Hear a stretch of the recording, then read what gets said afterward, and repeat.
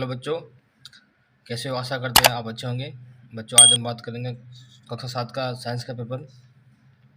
किस प्रकार के पेपर आएंगे, कैसे आएंगे, कितने नंबर का होगा, कितने सवाल आएंगे, वो संपूर्ण जानकारी मैं आपको बताने वाला हूँ। और इम्पोर्टेंट क्वेश्चन जो है वो मैं आपको बताने जा रहा हूँ। चैनल पर नहीं है तो चैनल को सब्सक्राइब अवश्य कर लेना, ताकि हर प्रकार की वीडियो आप तक जल्दी से पहुँच जाए।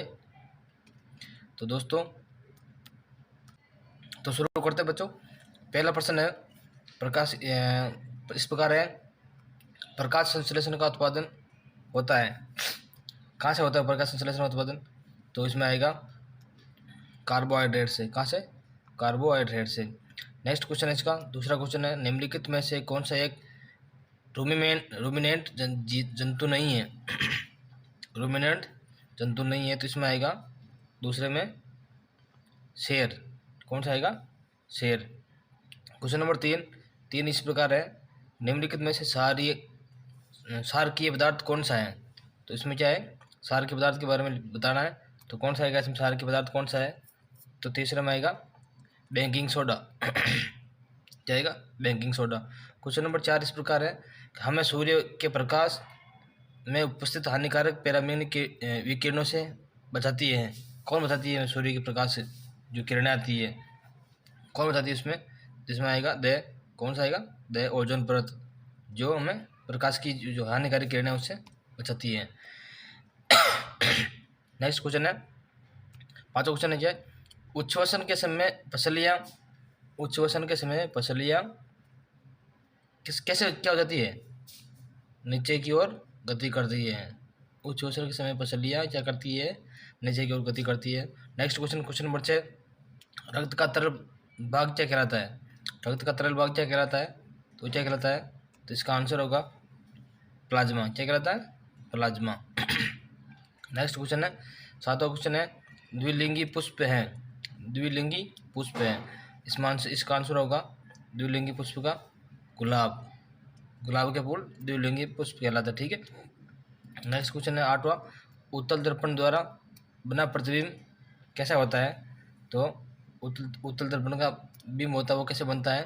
देखो, इसमें होगा आठवें में से, क्या होगा? से सीधा, आभासी और साइज में बिंब से बड़ा, छोटा। क्या होगा? सीधा, आभासी तथा साइज में बिंब से छोटा होता है। नेक्स्ट क्वेश्चन है नवा क्या कह रहा है? नवा ये कह रहा है हरे फेफड़े कहलाते हैं। क्या कहलाते हैं? हरे फेफड़े वन कहलाते हैं।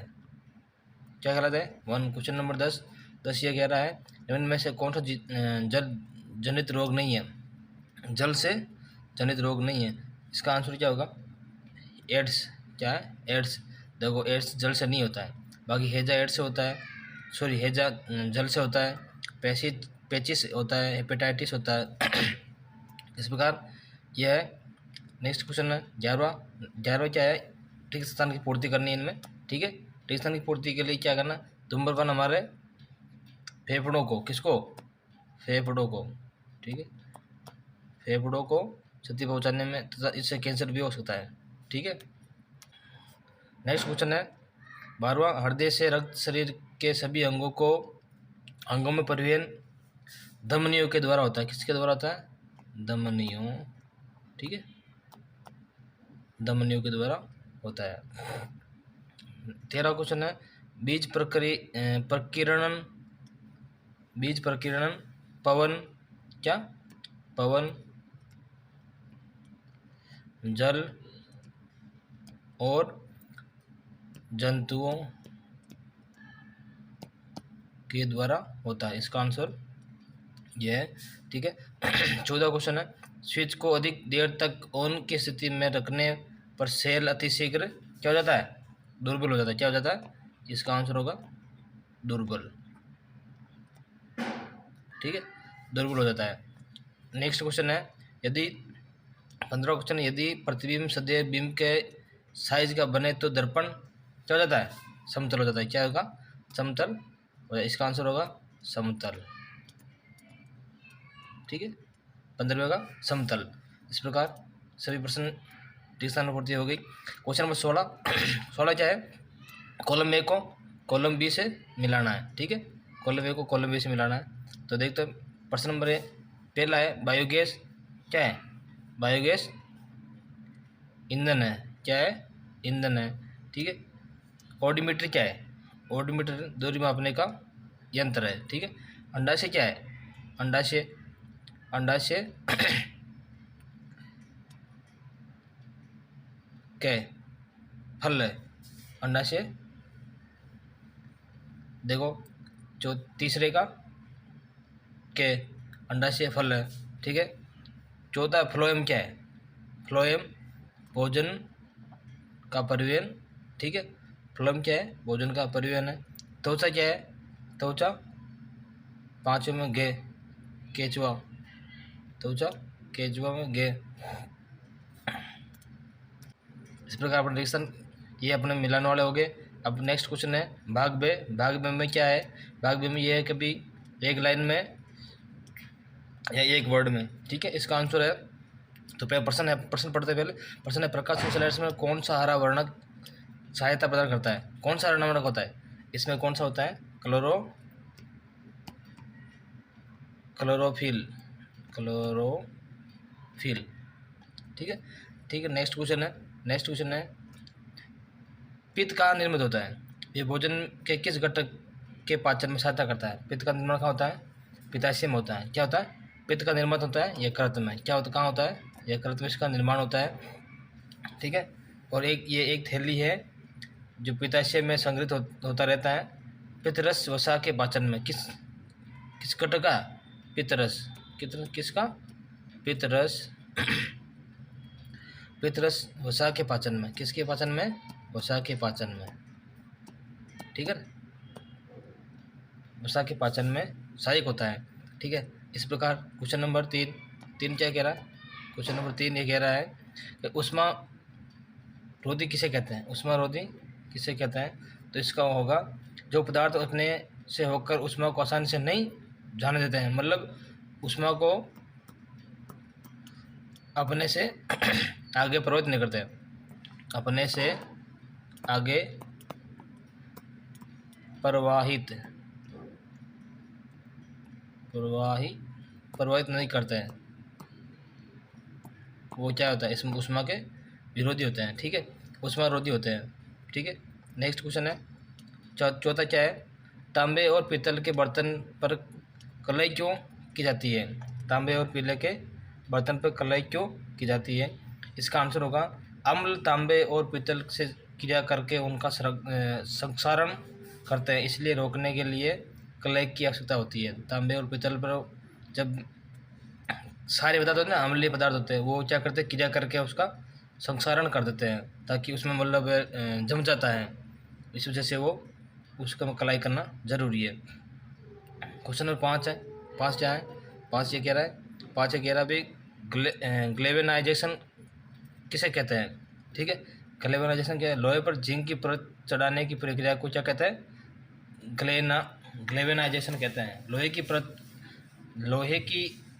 पर जिंक का परत चढ़ाया जाता है, किस पर, लोहे पर जिंक का परत चढ़ाया जाता है, उसे ये कहते हैं। क्वेश्चन नंबर 6, क्वेश्चन नंबर 6 क्या, कोशिकीय श्वसन किसे कहते हैं, कोशिकीय श्वसन किसे कहते हैं।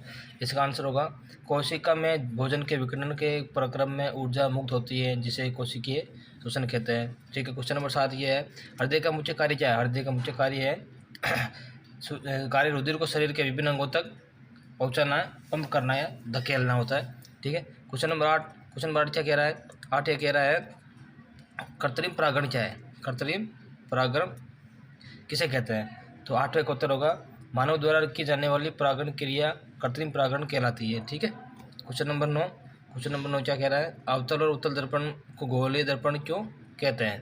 ठीक है, तो 9वें का होगा अवतल और उत्तल दर्पण दोनों एक ही गोले के भाग होते हैं, इसलिए इन्हें गोलीय दर्पण कहते हैं। दोनों ही क्या, एक ही गोले के भाग होते हैं, एक गोले के भाग होते हैं, इसलिए से गोलीय दर्पण कहते हैं।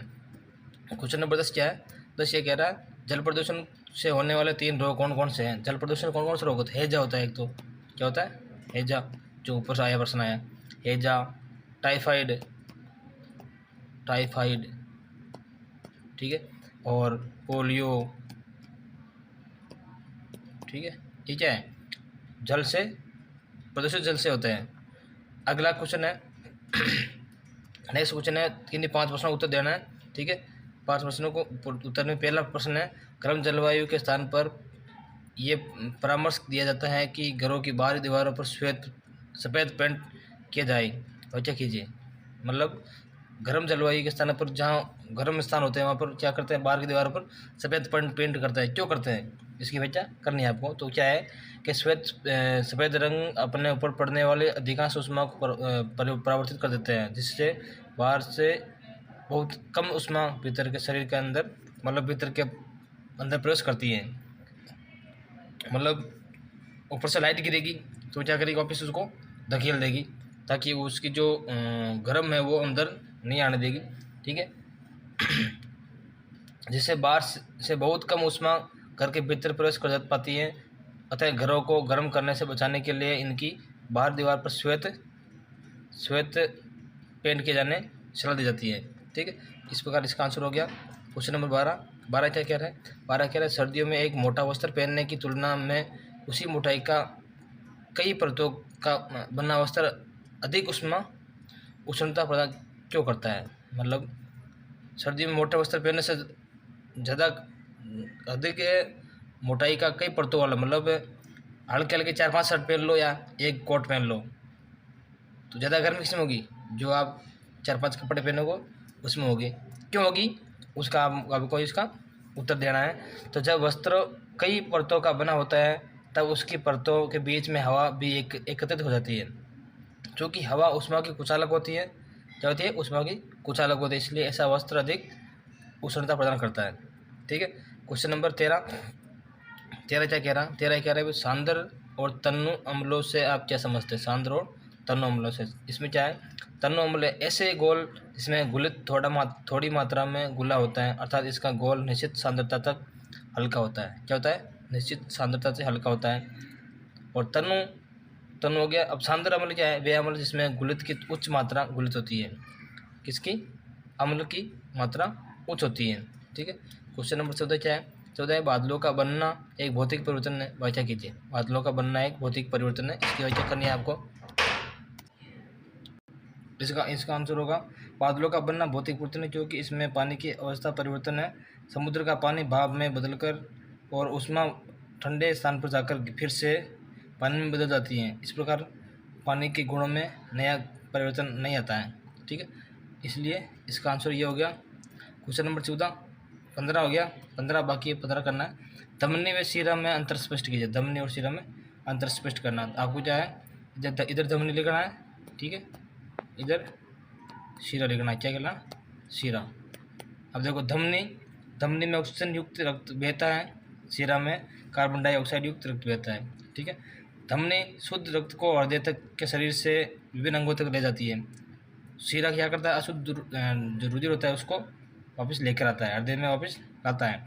धमनी रक्त का बहाव तेज होता है, तो शिरा में रक्त का बहाव धीमा होता है। धमनी में नलियों की दीवार मोटी होती है, लचीली होती है। शिरा की नलियाँ दीवार पतली होती है, ठीक है। इसका आंसर ये हो गया। नेक्स्ट क्वेश्चन अपन देखते हैं। 16 क्या है? 16 है, निषेचन के पश्चात पुष्प में क्या परिवर्तन आता है? निषेचन में तो क्या है? 16 है, निषेचन के बाद पुष्प में क्या परिवर्तन आता है? इसका आंसर लिखना है। तो निषेचन के बाद अंडाशय फल विकसित हो जाते हैं, जबकि पुष्प के अन्य भाग मुरझाकर गिर जाते हैं। परिपक्व हो जाने पर अंडाशय फल के रूप में विकसित हो जाता है। बीजांड से बीज विकसित होते हैं। बीज में एक भ्रूण होता है जो सुरक्षात्मक बीजावरण के अंदर होता है। इस प्रकार 15 नंबर 16 हो गया प्रश्न नंबर। अब देखो, निम्नलिखित प्रश्नों को उत्तर देना है। ये क्या है? थोड़े बड़े प्रश्न है। अब देखो, यहाँ तक तो छोटे छोटे प्रश्न थे, 3-3 4-4 नंबर के थे। ये यहाँ से क्या है? बड़े प्रश्न है। क्या है? बड़े प्रश्न है, ठीक है। मोटे प्रश्नों को क्या है कि मैं बताने से मेरा वीडियो थोड़ा लंबा हो जाएगा, बड़ा हो जाएगा, तो आप ही देख नहीं पाओगे पूरा। तो इससे क्या करना है आपको, ये जो प्रश्न दे रखे हैं इनको आपको याद करना है, ठीक है। इंपॉर्टेंट प्रश्न समझ कर, इम्पोर्टेंट ऐसे मानोगे ये सवाल आएंगे, ठीक है। तो प्रश्न है, सार्वजनिक स्थलों सामाजिक समारोह में स्वच्छता क्यों आवश्यक है? इसका आंसर आपको अपनी भाषा में देना है। बहुत सरल क्वेश्चन है। समझाइए कि वन बाढ़ की रोकथाम किस प्रकार करते हैं? बाढ़ की, जब बाढ़ आता है तो पेड़ों से या वर्णों से क्या फ़ायदे होते हैं उसके बारे में इसका आंसर लिखना है। ठीक है, नेक्स्ट क्वेश्चन है। नेक्स्ट क्वेश्चन क्या है? नेक्स्ट क्वेश्चन ये है कि विद्युत घंटी की कार्य प्रणाली समझाइए। आपको क्या करना है, ये कह रहा है भी विद्युत घंटी है उसको कार्य कैसे करती है उसका आपको बताना है। ठीक है, इसका अथवा में दे रखा है। दोनों में से ऊपर में क्वेश्चन में 17 में भी 2 क्वेश्चन दे रखे, 18 में भी 2 क्वेश्चन है, दोनों में से एक को करना है आपको। ठीक है, यदि दिल्ली आगरा के बीच दूरी 196 किमी है। ठीक है, यदि एक कार सुबह 9 बजे चलकर 12:30 बजे पहुँचे तो उसकी गति क्या होगी? ठीक है, तो इसका आंसर दूरी बटा 4 इसका वो होगा, उसका अकॉर्डिंग आपको करना है। ठीक है, 4 बराबर दूरी बटा समय। ठीक है, तो उसके अकॉर्डिंग आपका इसका आंसर हो जाएगा। ठीक है, क्वेश्चन नंबर 19 क्या है? 19 ये कह रहा है परागण किसे कहते हैं, ये किस कारण होता है, ये कितने प्रकार का होता है, समझाइए। ठीक है, इसमें 3 प्रकार के प्रश्न हैं वो आपको करना है। नेक्स्ट, बीज के परिकरण की विधियों का वर्णन कीजिए। बीज की परिकरण विधियाँ कौन कौन सी है उसका आपको वर्णन करना है। इन दोनों में से भी आपको एक करना है, दोनों में से भी एक करना है। इस प्रकार बच्चों आपका साइंस का पेपर कंप्लीट हो गया है। चैनल पर नहीं तो चैनल को सब्सक्राइब अवश्य कर लेना ताकि वीडियो के जो भी वीडियो आए आपको आप तक पहुंच जाए। अपने दोस्तों के साथ भी शेयर करना, लाइक करना, कमेंट करना। थैंक यू दोस्तों।